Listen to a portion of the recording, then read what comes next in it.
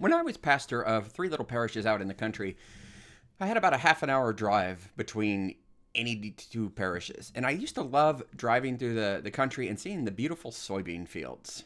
Here in Kansas, we think often of wheat, but in my parishes, I had soybeans.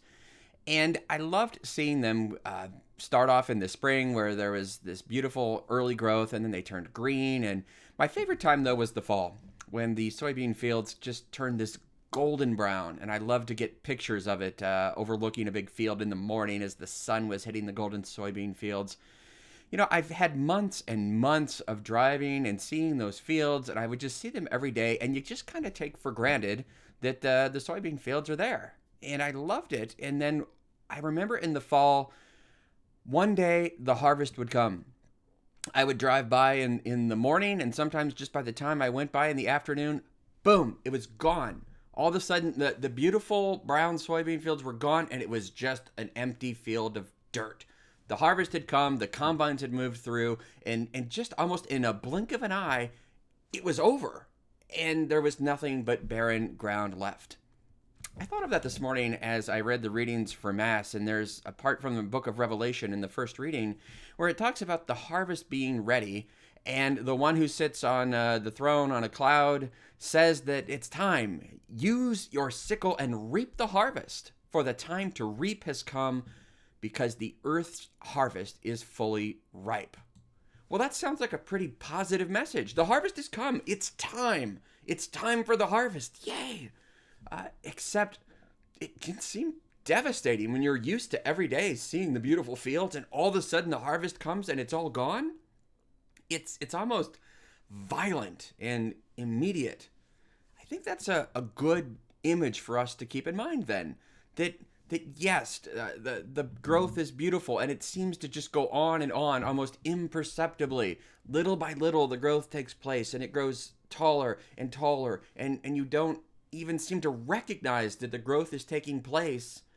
But boy, when the harvest comes, you know it. It is immediate and violent, and all of a sudden it's over.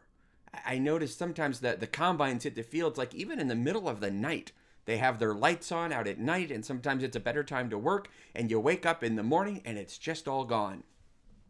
Well, think about our lives, brothers and sisters, in that way.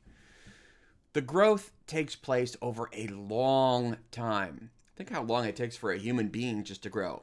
In the life of grace, it works the same way. God's action in us takes place over a long, gradually unfolding work. We love those stories of just the immediate, sudden burst of grace.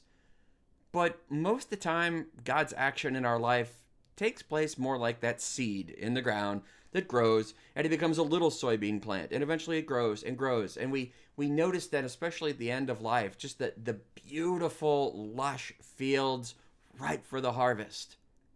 But we would be mistaken if we think that somehow that beautiful field just goes on and on and on. It's not made for that. The beauty of the full, ripe field of the soybeans, fully ready, that's what life is about. We're meant to hit that point, but when we get there, boom, in an instant, the harvest is there and it's all over. Well, today the church gives us that reminder that the growth, sure, it takes place slow, deliberately. God gives us time to accept the rain, the dew of his grace, the dew of the Holy Spirit pouring down, gradually soaking in.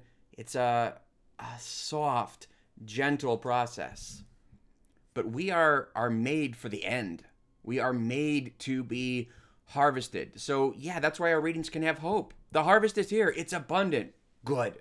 That's what we're made for. But woe to us if we get to the end of time and we have not borne fruit. Because while the soybeans are gathered up and harvested, and that's what they're made for, the stalks and the stubble and the chaff, all that, good for nothing. Blown away. Burned up. Don't think that somehow just because we're given time to grow that there will not be a time of reckoning. There most definitely will be. And while you might not see the growth, you'll know when it's harvest time, because the harvest comes immediately, violently, and unmistakably. But we needn't fear it, because we are made for the day of harvest, provided that we bear fruit. So go out, and bear fruit today, and then you'll have no reason to fear the harvest. God bless you.